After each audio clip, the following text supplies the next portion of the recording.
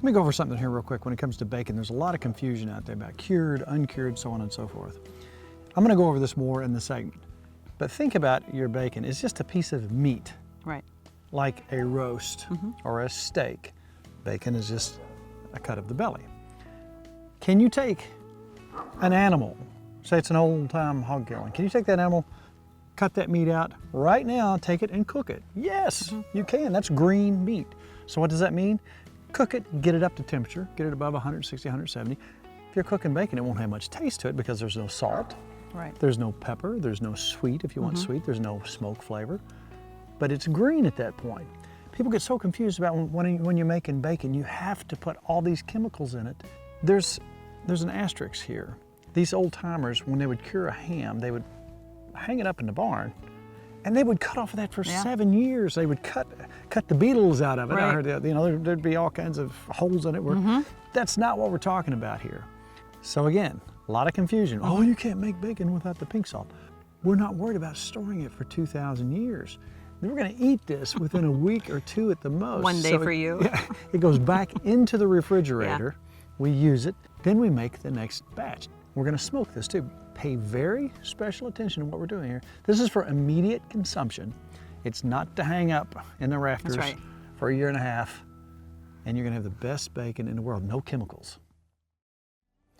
You think about bacon in the way we know it today. If you buy it in the store, you look at it and there's so many different avenues. Right. We're going to give you today a recipe to make your own bacon in your own kitchen in 3 days. We'll call it the 3-day cure or whatever. It's way better.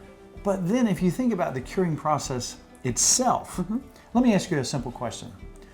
Do you plan on us living in a cave anytime soon where we don't have access to a refrigerator or anything like that for like, I don't know, 6-8 years? Yeah, that'd be fun. No, actually, Wrong no. answer. No. No plans on living in a cave? No plan for a cave. Bacon as we know it today, old habits die hard. You think about the old days. I love the old ways and I love the old days, and you watch the Bill Dixon segment.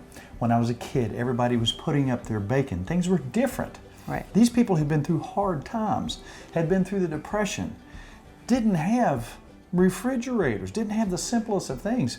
Not too long ago, people in our lifetime did not have electricity. So how did they store things? How did they preserve things? Right. How did they prevent botulism? Right. I don't want to eat something and die. It sounds rather unpleasant. Yes, it does. So you think about the hog killing process. We've been all through that. They would fatten their pig up and get it as big as they possibly could. Why? More meat. More meat at all costs. That's right. where we're going. So they had to cure their meat Right. to store it for long periods of time, because a lot of these people had a lot of kids.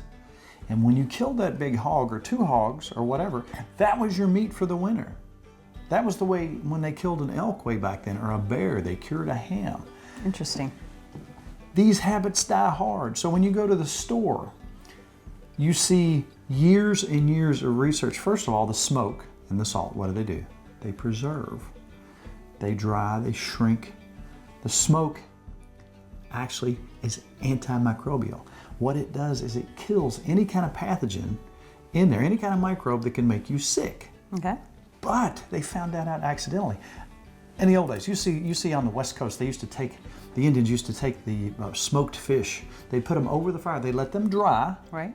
Why they let them dry? To get the moisture out of them, because that's where the bacteria stays. Yeah. They want to get as much moisture out as possible, and they want that salt to sink in and the smoke. And that was the initial cure. They figured that over time. And when that smoke comes up and imparts that antimicrobial resistance shield on that, it tastes good. Yes, it does. So they figured out that they'd smoke fish, they could keep it for long periods of time and use it over time. That was passed down and passed down and passed down. Now what happened in the not too distant past? They started using potassium nitrate, saltpeter. You heard of saltpeter? Carter Caves, there's saltpeter cave. They used to mine saltpeter out of that to use for TNT. Really? They would use it to blow things up. They would use it for rudimentary gunpowder. So here you are having something that they put in there, Right. potassium nitrate, that stops the growth of microbes so you don't get botulism.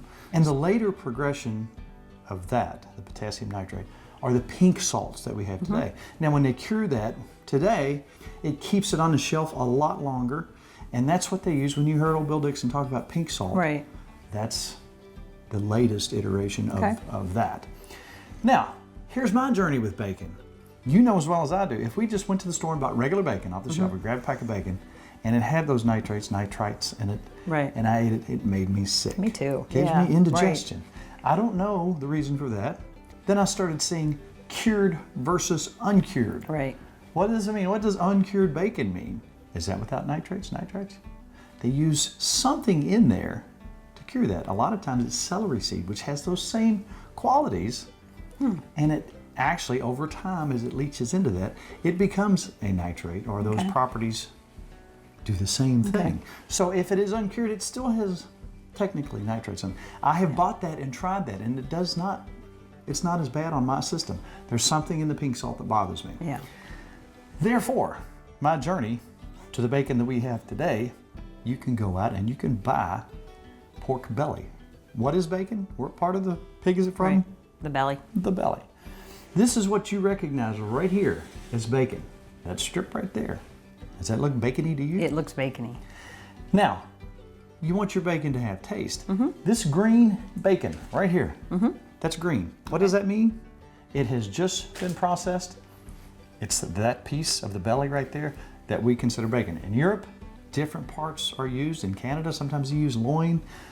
In the United States, this is considered bacon, the belly. Yum. Yeah. And here's the way we cured this. Equal parts kosher salt, brown sugar, real maple syrup, which, as you know, when we did it, there's only one ingredient in that. That is sap from a maple tree that you reduce down. Equal parts. We're going to do about 1/3 of a cup of each for a 5-pound slab.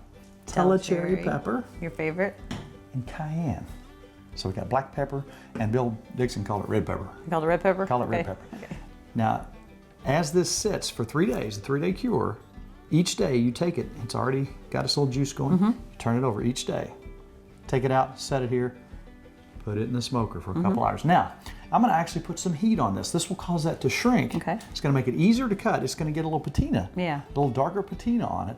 And again, you could bring that internal temperature up to 120 degrees while it's in the smoker. I'm gonna put it on about 250. Now, boom, in the smoker, how many hours you want. It's edible like this. How much smoke do you want on it? I like quite a bit. Okay. So a couple hours. I don't want to get that internal temperature up. I don't want to cook it per se. Right. I don't want to get it over 120, 130 degrees. When we cook it, we will attain that, well over that 160 degree for pork. Actually 150 now. But we're going to attain that temperature through the actual frying process. All right, let's put it in the smoker.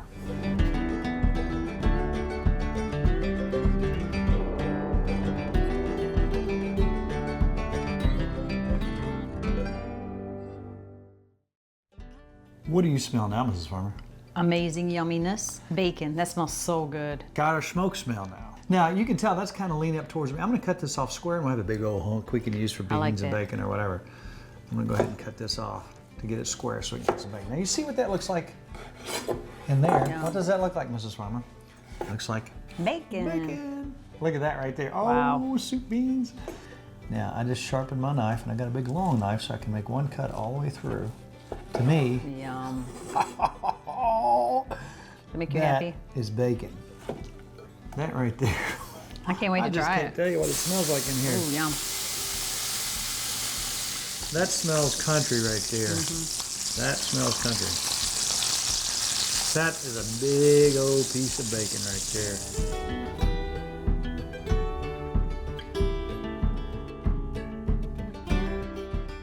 I can make a meal out of that. That looks delicious. that. I know you could.